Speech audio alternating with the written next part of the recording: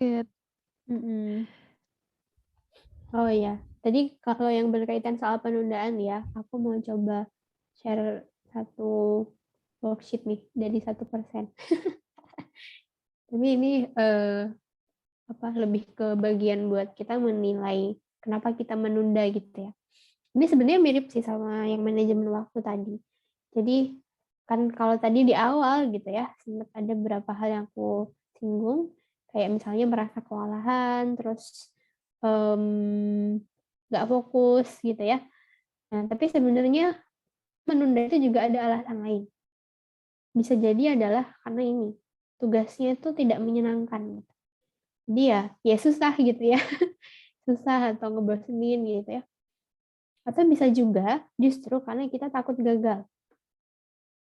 Jadi misalnya kalau yang dulu aku pernah alami kayak pas dia ngerjain skripsi gitu ya. Terus udah takut salah duluan gitu ya, takut gagal duluan gitu. Itu bukannya jadi bikin pengen belajar tapi jadi bikin nunda gitu. Udahlah, nggak usah dikerjain nanti malah gagal gitu. Atau justru bisa juga karena kurang motivasi. Karena apa ya itu tadi kita lupa sebenarnya kita ngerjain ini tuh buat apa, buat siapa, ngapain gitu ya. Kenapa sih aku harus ngerjain tugas ini misalnya. Nah, kalau yang soal motivasi ini kita bisa mengatasinya dengan ya mengingatkan lagi tujuan kita gitu ya. Kenapa aku melakukan tugas ini? Kenapa aku harus ngerjain ini? Kalau aku nggak ngerjain tuh efeknya apa gitu ya.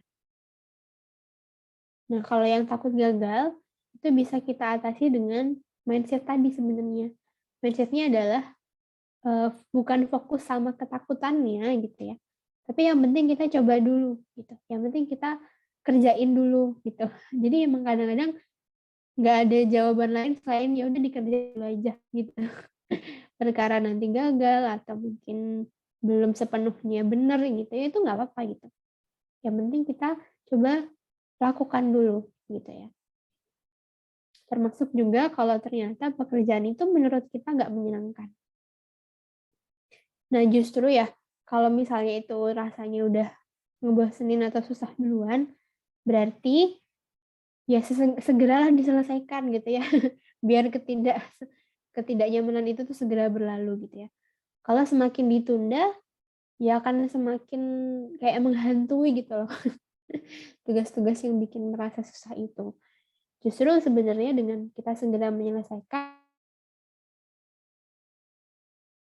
ya beban yang nggak enak itu kan akan berkurang kayak gitu.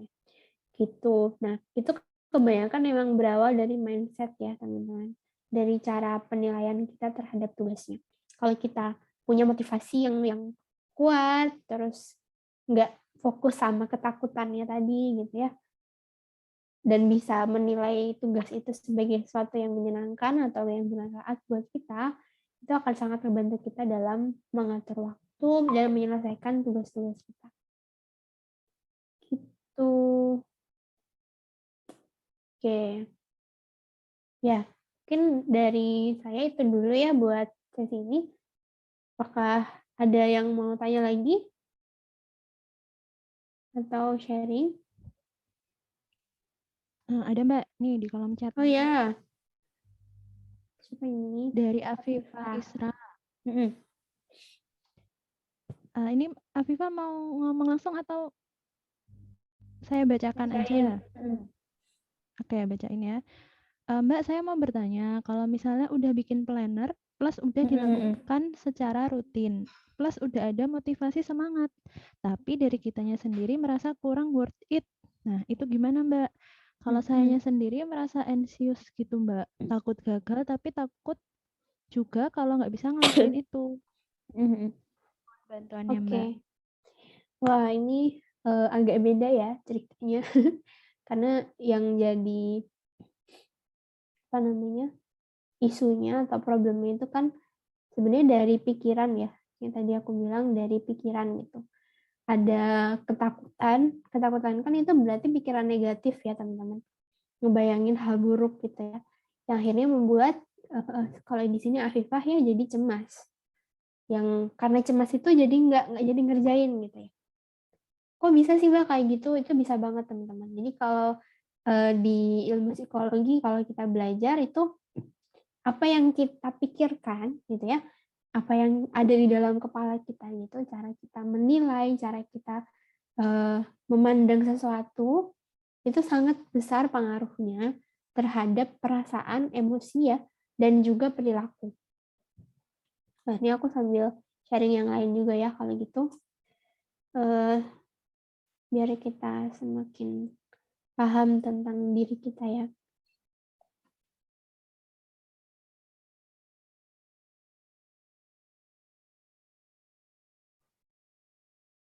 Nah, kalau kita lihat di gambar itu ya, jadi di situ ada yang namanya situasi atau keadaan di mana kita berada gitu ya. Terus pikiran kita, apa yang ada di kepala kita, cara kita menilai gitu ya, cara kita menilai suatu, apakah itu baik, apakah itu buruk, apakah itu menguntungkan, apakah itu merugikan gitu ya. Cara kita memandangnya gitu ya. Dan di sini ada namanya perasaan atau emosi. Yang emot-emot ini ya, seneng, sedih, marah, takut, kecewa, dan sebagainya. Dan juga ini menggambarkan perilaku kita, tindakan kita, apa yang kelihatan gitu ya dari orang lain. Kan kalau pikiran sama emosi kan biasanya nggak kelihatan ya. Emosi mungkin bisa dilihat sih dari ekspresi, tapi yang paling kelihatan itu biasanya perilaku. Kita mau ngerjain atau enggak, kita mau produktif atau enggak gitu ya. Nah, ternyata semua ini itu saling berhubungan gitu ya. Kalau di dalam ceritanya Afifah tadi, perasaan atau pikiran takut yang muncul itu karena membayangkan hal-hal buruk ya, misalnya takut nanti nggak bisa ngerjain, takut nanti gagal. Itu kan berarti kamu ngebayangin hal-hal buruknya, ya kan? Akhirnya karena ngebayangin hal buruk itu, yang terjadi adalah rasa takut yang muncul. Itulah jadi cemas, jadi anxious. Nah, dari cemas itu akhirnya apa? Oh, jadi nggak ngerjain, gitu ya. Jadi ya udahlah, aku mau menghindari aja tugas itu. Kenapa? Karena ya takut tadi. Jadi menganggap tugas itu sebagai suatu ancaman misalnya. Menganggap apa yang akan dikerjakan itu tuh sebagai sesuatu yang akan membahayakan diri gitu. Yang akhirnya membuat itu tuh jadi muncul rasa cemas. Contohnya gini ya, misalnya kita tiba-tiba ada ular gitu ya di depan rumah. Terus yang kebayang itu apa sih? Oh, nanti dia bakal matok gitu ya. Nanti dia bakal nyerang. Akhirnya apa? Kita udah langsung takut terus kita lari misalnya. Itu karena apa? Karena kita nggak tahu caranya menghadapi si ular itu. Gitu ya. Tapi kalau kita tahu caranya menghadapi ular itu, mungkin kita akan lebih tenang gitu kan ya. Oh iya, kalau ular itu caranya kayak gini. Aku udah pernah kok, jadi aku udah tahu cara cara ngehandle si ularnya. Ya, akhirnya kita jadi nggak takut gitu. Nah, kalau di dalam ceritanya Afifah tadi gitu ya, yang pikiran gitu ya, bayangan gagalnya itu tuh mungkin udah sering muncul yang akhirnya membuat Afifah jadi merasa takut gitu. Ya, terus perilakunya apa? Mungkin kalau Afifah jadi nggak ngerjain ya, atau misalnya kayak jadi nunda ya gitu ya. Kan tadi juga sempat disinggung tuh yang di worksheet-nya tadi, alasan-alasannya itu salah satunya adalah takut gagal. Nah, terus apa yang bisa dilakukan gitu? Nah, yang paling mendasar itu ini teman-teman, dari mindset, dari pola pikirnya dulu, dari cara pandangnya dulu gitu ya. Kalau kita ngebayanginnya yang buruk-buruk dulu, kira-kira perasaannya gimana sih? Apa yang akan dirasakan kalau kita tuh berpikir hal-hal buruk? Pasti rasanya jadi takut gitu ya. Jadi cemas, jadi sedih mungkin. Nah, dan itu kan nggak nyaman ya sebenarnya. Perasaan-perasaan kayak gitu tuh sangat tidak nyaman. Nah, jadi daripada kita membayangkan kemungkinan buruknya dulu, dan terus-menerus dibayangkan, gitu, coba untuk kita ganti. Kita bayangin diri kita itu berhasil mengerjakannya. Kalau kita ngebayangin kita berhasil, gimana perasaannya? Jadi muncul rasa optimis gitu ya, mungkin. Jadi muncul semangat gitu ya. Oh iya, aku bakal bisa menyelesaikannya kok, gitu misalnya. Jadi akhirnya itu jadi motivasi gitu ya. Nah, itu cara yang pertama. Terus cara yang kedua adalah kita mau sampai kapan nih takutnya gitu. Jadi kayak tanya ke diri sendiri, kamu mau sampai kapan ada di situasi yang tadi ya, takut tadi gitu ya. Semakin kamu bayangin ketakutan itu, kamu pikirin terus, kan berarti kan waktunya akan semakin kebuang. Semakin dipikirin gitu ya, akhirnya ini tuh kayak jadi lingkaran setan gitu ya.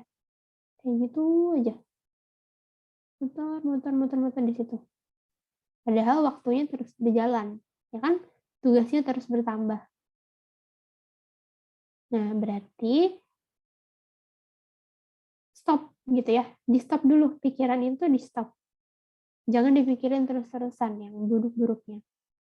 Gitu. Jadi coba fokus sama apa yang bisa kamu kerjakan. Makanya tadi di pertanyaan terakhir itu kan yang saya tanyakan adalah apa satu hal yang bisa kamu lakukan. Nah, sama juga dengan tugas-tugas itu.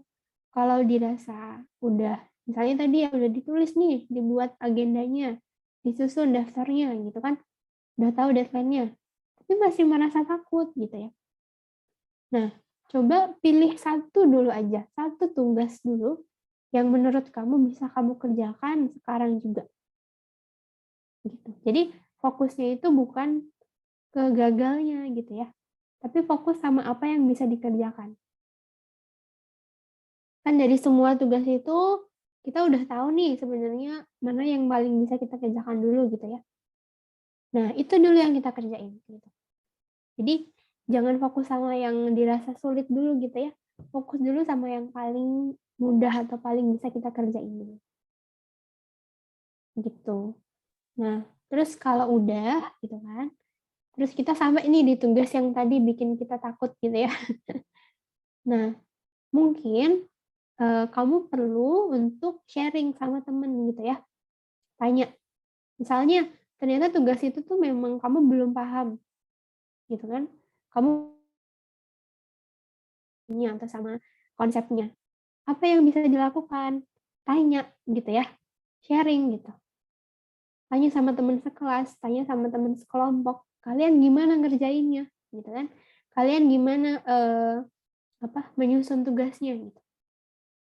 Jadi kita minta bantuan gitu teman-teman. Dan kita bertanya itu bukan sebuah hal yang buruk loh ya.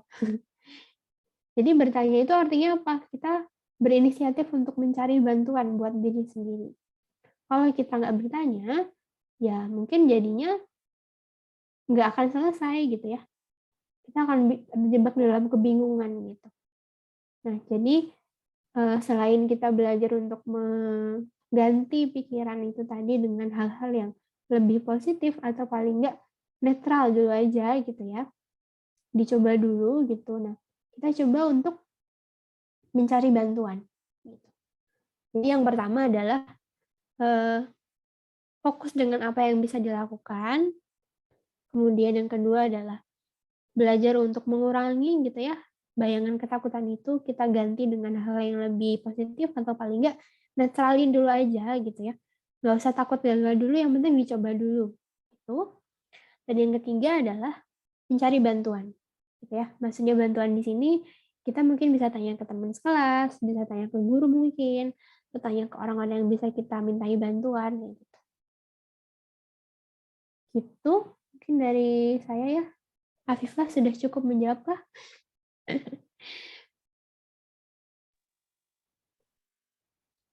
Ada Atau dari Afifah kah? ada feedback? Sudah, Ya, Mbak. kalau oke. Semangat ya buat ininya. Nih, kalau di sini tuh Ini ya, kalau takut gagal itu diantaranya pilihan kata, reverse calendar, terus ini komitmen terhadap tujuan, menyusun langkah-langkah kecil. Nah, tadi kan kamu udah melakukan yang mana tadi ya, bikin planner ya, udah ada motivasinya juga. Nah, berarti udah bagus itu sebenarnya, tinggal dikerjain aja. Gitu ya. Jadi kalau kata Tika tadi, do it now. Yang penting dikerjakan dulu gitu. Gitu. Oke. Ya, semangat buat teman-teman ya. Semoga bisa semakin produktif dan tadi lebih percaya diri buat mengerjakan tugas-tugasnya. Amin. Oke. Ada lagi? Sudah cukup? Ini masih ada waktu beberapa menit, Mbak. Mungkin Oh iya. ada lagi teman-teman yang mau bercurhat-curhat nih, mumpung ada yang bisa ditanyakan. Kan kalau nanya ke misal Mbak Risan kan belum tentu ngerti ya. Kenapa Mbak Risan terus ya dari tadi? Maaf ya, Mbak. Aduh. Yuk, ada lagi yang mau ditanyain teman-teman? Mungkin berkaitan dengan susah bagi waktu atau tugasnya makin banyak waktu pandemi. Kan iya nggak sih? Katanya tugasnya semakin banyak waktu pandemi ya. Kalian biasanya kalau nyusun jadwal emang kayak gimana? Atau nyusun tugas? Ada yang mau sharing mungkin ya? Kalau tadi Afifah kan bikin planner gitu ya. Kadang kalau aku lihat, ini aku juga mengalami sendiri sih. Jadi kadang kalau bikin planner itu, kita malah habis waktu di nyusun plannernya. Loh. Daripada dikerjainnya. Apalagi kalau saya ngelihat di internet ya gitu. Kalau aku dulu suka lihat di Tumblr itu ada yang kayak komunitas atau anak-anak yang mereka tuh emang suka belajar dan catatannya tuh cantik-cantik gitu ya, kayak nulisnya tuh rapi-rapi gitu warna-warni. Oh nggak bisa kayak gitu ya. Tapi terus setelah kesini kayak ya mungkin memang kebutuhannya tuh beda gitu. Jadi kita perlu lihat-lihat juga, jangan-jangan kita selama ini terlalu fokus sama merencanakannya tapi malah nggak dikerjain gitu. Iya, Mbak, benar-benar. Itu juga perlu diubah gitu strateginya. Mungkin aman awal-awal kalau buat yang belum terbiasa nyusun ya, itu rasanya emang susah sih. Aku harus gimana ya bikin jadwalnya gitu. Tapi semakin kamu tahu polanya, pola dirimu sendiri ya. Jadi emang terlalu error gitu ya. Itu nanti akan semakin mudah gitu ya. Kayak kalau tadi aku sekarang pakainya digital itu Google Calendar sama Todoist, dah itu aja gitu. Kadang pakai yang planner itu dulu juga sempat ada sih fasenya pakai planner buku, tapi itu sudah bosan terus ganti gitu. Itu juga tapi basicnya enakan bikinnya tuh kayak pekanan ya kalau menurutku. Kadang kalau terlalu jauh gitu sampai setahun atau 2 tahun 5 tahun gitu kayak gimana ya gitu. Tapi mungkin lebih mudahnya kalau kayak yang teman-teman yang masih sekolah atau kuliah itu mungkin per 3 bulan atau per 1 semester gitu buat kayak timelinenya, buat jadwalnya. Kalau enggak ya bulanan juga bisa gitu ya. Gitu sih kalau dari pengalaman ya. Kalau buat kuliah online ya challenge-nya itu ditambah dengan waktu buat apa namanya yang non belajarnya itu perlu diatur. Gitu sih. Oke, Mbak. Ini kayak kan kelas 3 nih, Mbak, padaan kan. Nah, biasanya tuh kalau kelas lain belajar di sekolah, dia juga les. Nah, Ada les ya. kadang-kadang burn out gitu sendiri sih, Mbak, buat pelajaran. Gimana sih, Mbak? Mungkin nggak tahu sih, mewakili cara mengimbanginya gimana sih, Mbak? Ya, kalau menurutku ya, dengan teman-teman bisa fokus ketika di sekolah, kan yang belajar dari tugas-tugas atau latihan soal sekolah sama les, itu tuh udah sangat mewakili. Jadi nggak perlu ditambah lagi belajar selain waktu itu. Menurutku ya. Kecuali kalau emang mungkin ada materi-materi yang kita masih ngerasa belum paham. Nah, ini balik lagi ke tujuannya. Tujuannya teman-teman les itu apa? Gitu kan? Tujuannya teman-teman itu nambah jam belajar itu apa? Gitu. jangan-jangan selama ini cuma ikut-ikut. Nah, itu yang perlu hati-hati gitu kan. Ya, kan kemampuan kita kan tiap orang beda-beda ya. Terus kayak tujuannya juga beda-beda. Mungkin ada yang misalnya nih, jurusannya mau milih apa, mungkin fokus sama ke matkul-matkulnya itu aja gitu misalnya. Ya kok matkul sih, maaf ya, maaf. Mungkin ke mata pelajaran yang emang, lebih lebih berperan di seleksi jurusan itu, misalnya gitu. Kalau sekarang sistemnya gimana sih buat kelulusan selain SBM dan katanya udah nggak ada UN katanya. Iya kan Mbak, aku baru tahu bahkan. Nggak tahu adanya tes apa gitu nggak sih? Padahal tadi bilangnya kita sepantaran nih Mbak, gimana nih?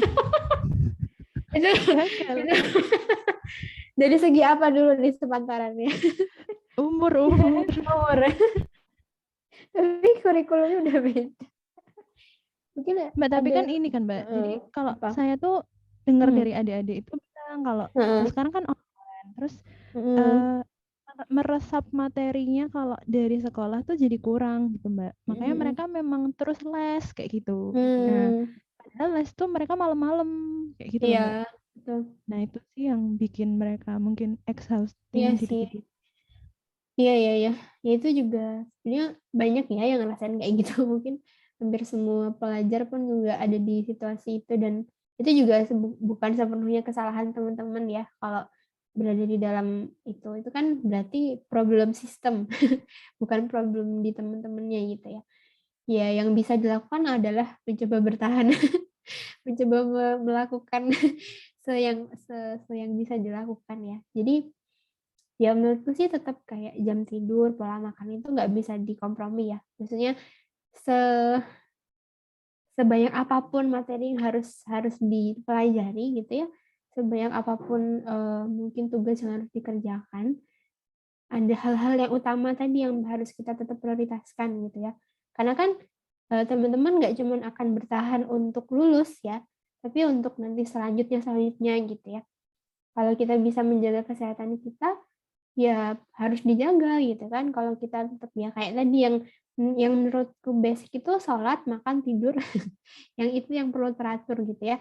Selain jadwal itu tuh balik ke prioritas tadi gitu ya. Misalnya kayak mata pelajarannya ya dipilih gitu ya, mana yang mau diselesaikan. Kalau udah dipelajari di les kan berarti mungkin nggak usah di review lagi sendirian misalnya gitu. Lagi, ya itu tadi. Mbak, ini ada yang resign. Oh, ada yang raise hand. Yuk. Masih ada Ya. berapa menit Mbak nih? Neta, yuk silakan. Mbak mau tanya. Iya. Misal nih, lagi ikut lomba gitu. Sementara 12 gitu kan, tugas dan lain-lain tuh kayak nggak boleh keteteran gitu kan. Bakal mempengaruhi nilai akhirnya nanti.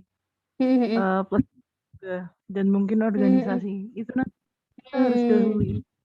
Lebih baik dahuluin lombanya atau gimana? Ya, jujur kan aku sedang mengalami itu. Iya. Dan itu kadang suka bingung mana yang harus kudahului gitu. Itu Karena kalau aku merasa kayak semuanya sama pentingnya, tapi si lomba ini kayak kesempatannya nggak datang 2 kali gitu. Aku benar-benar itu, tapi di sisi lain akademik juga nggak boleh keteteran kan gitu. Makasih Mbak. Iya. Kalau boleh tahu itu lomba apa Neta? Fiksi kewirausahaan. Iya. Berarti nggak berhubungan sama akademik ya kalau nggak salah tadi ya? Iya. Oke. Nah ini kan berarti sebenarnya balik ke prioritas ya tadi.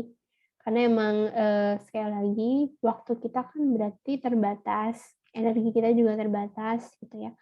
Nah kalau memang itu udah jadi pilihan gitu ya, ya berarti kita perlu menjalankannya dengan berani gitu ya.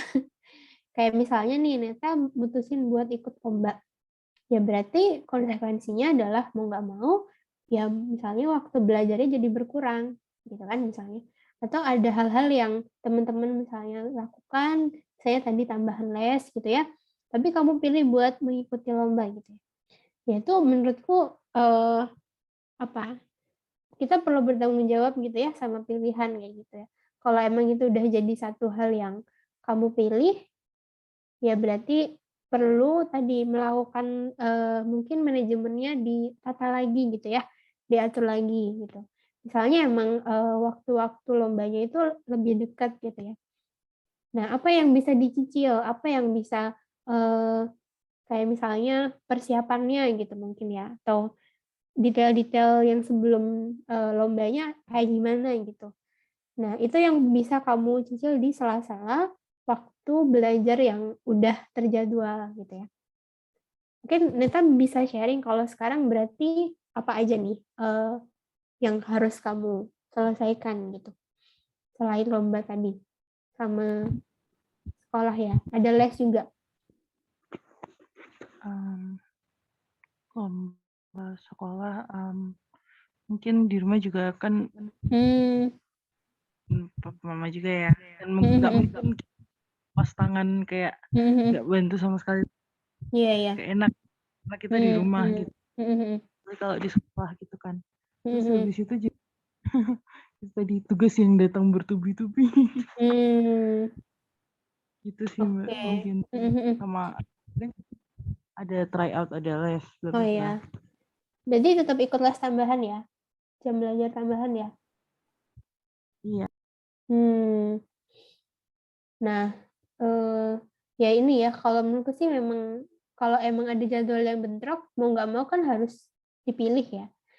Karena kita juga ya mungkin bisa nyambi tapi kayak nggak fokus gitu. Akan ada hal yang akhirnya kayak terkorbankan. Ya memang itu resiko ya menurutku. Kalau kita punya banyak hal yang dikerjakan dalam satu waktu gitu. Kalau kamu bisa fokus sama misalnya pas waktunya nugas ya nugas, pas waktunya belajar ya belajar gitu, menurutku itu akan cukup ngebantu sih. Jadi misalnya dalam satu hari itu berarti kan perlu dibagi ya, jam berapa sekolah, jam berapa istirahatnya, jam berapa, misalnya lesnya tadi gitu ya, terus jam berapa mau nyiapin buat lomba kayak gitu. Gitu sih. Jadi, yang pertama dari mindset dulu ya, mindsetnya ini adalah bagian dari pilihan kamu gitu kan, resikonya atau konsekuensinya adalah mungkin ya ada waktu-waktu yang harus dikorbankan gitu, dan itu yang dengan berani perlu dijalanin gitu. Karena setiap orang kan sebenarnya punya punya tanggung jawab yang beda-beda ya. Jadi misalnya ada yang bantu orang tua juga mungkin dan sebagainya. Ya itu kita juga perlu mengkomunikasikan gitu ke orang-orang terdekat kita gitu. Misalnya mungkin ada hal-hal yang bisa kita, kerjakan agak nanti gitu ya, atau bisa kita minta bantuan ke keluarga yang lain misalnya gitu ya. Dan semakin kita bisa mengkomunikasikan, itu akan ngebantu buat, memilih tadi ya, mana yang bisa kita langsung kerjakan, mana yang bisa kita, tunda dulu gitu ya. Kayak gitu sih mungkin ya, Nita. Jadi dari mindset-nya dulu, eee, terus kemudian juga kamu atur gitu dalam satu hari itu. Misalnya sekolahnya jam berapa, ngerjain tugasnya jam berapa, dan kalau bicara tugas itu kan emang akan selalu ada ya. Jadi dimaksimalkan gitu ketika waktu ngerjain tugas itu fokus buat itu gitu. Jadi, tugas yang baik adalah tugas yang selesai gitu kan ya. Jadi sebisa mungkin itu, diselesaikan dan waktunya juga dicek lagi gitu, mau berapa lama nih ngerjain tugas ini. Nah, kalau nanti memang, ada saya persiapan lombanya, ya berarti kamu bisa lakukan di waktu-waktu yang selain tugas itu tadi. Itu mungkin ya, Neta, semoga cukup menjawab atau ada tanggapan? Cukup Mbak, terima kasih. Oke, semangat ya. Semoga bisa, jadi sebuah pembelajaran buat kamu lebih mengatur waktu ya, karena itu juga nggak gampang pasti. Amin. Ini kayaknya selesai dari pandemi ini Mbak, angkatan pandemi ini bisa jadi orang yang lebih, apa ya Mbak, kayak mungkin tangguh gitu kan Mbak, Iya, karena betul bisa betul banget. masalahnya itu banyak bertubi-tubi gitu loh Mbak. Betul banget. Betul Oke banget. deh. Setuju itu. Ini Nah, Mbak, tantangan ini banget sih emang. iya benar-benar. Oke. Nah, ini ya Mbak, ada lagi mungkin ini ya Ya. Mbak, karena sudah waktunya 10.44. Tadi dibilangin 10.41, terus akhirnya mundur 10.45, ya nggak apa-apa lah ya Mbak. Mungkin ada closing statement nih sebelum kita beralih ke menutup acara ini Oke. dari Mbak Di. Iya, jadi memang sekali lagi ya teman-teman gitu, bagian dari upaya kita untuk mengatur waktu itu adalah ya tadi berusaha menyusun jadwal, menyusun agendanya, kemudian juga memilihkan kegiatan apa sih yang akan kita kerjakan gitu ya. Jadi kalau bahasanya sekarang tuh mindful gitu ya mungkin kayak menyadari sepenuhnya apa yang akan kita lakukan misalnya. Dan selain itu ya, kalaupun misalnya ada hal-hal yang belum bisa kita selesaikan gitu kan, di luar dari rencana kita, itu bukan berarti kita jadi orang yang gagal gitu ya, jadi orang yang tidak punya kemampuan. Justru di situ menjadi poin evaluasi diri gitu. Dan yang paling penting juga, minta bantuan, minta pertolongan sama Allah gitu ya, karena Allah yang memiliki waktu gitu ya, Allah yang memberikan kita kemampuan dan ya misalnya kayak tadi ya, pakai contohnya dari ceritanya Neta, meskipun kelihatannya dari perhitungan kita itu nggak mungkin gitu ya, tapi kalau kita punya niat yang baik, kita lakukan dengan cara yang benar, tidak menutup kemungkinan gitu, semua hal yang kita rencanakan itu bisa selesai. Dan apakah itu karena kemampuan kita semata? Enggak gitu ya, tapi itu juga pasti atas bantuan Allah. Jadi jangan lupa buat bersyukur gitu ya, buat mengapresiasi hal yang sudah kita lakukan juga. Itu mungkin agak panjang ya, semoga bisa bermanfaat. Ya, terima kasih Mbak Dini. Semoga materi-materi yang luar biasa tadi insya Allah bisa kita terapkan dan bisa menjadi kayak pandangan yang baru untuk kehidupan ke depan, Cila. Nah, alhamdulillah kita sudah sampai pada penghujung acara, teman-teman. Terima kasih teman-teman atas antusiasmenya, atas keaktifannya pada pagi dan siang hari ini. Kita tutup dulu dengan bacaan hamdalah, istighfar, dan doa penutup majelis. Alhamdulillahirrabbilalamin. Astaghfirullahaladzim, astaghfirullahaladzim, astaghfirullahaladzim. Subhanakallahumma wa bihamdika asyhadu an la ilaha illa anta astaghfiruka wa atubu ilaik. Banyak kurangnya dari kami, panitia dan MC, kami mohon maaf. Semoga materinya bermanfaat, teman-teman bisa lanjut lagi ke aktivitas berikutnya. Wassalamualaikum warahmatullahi wabarakatuh.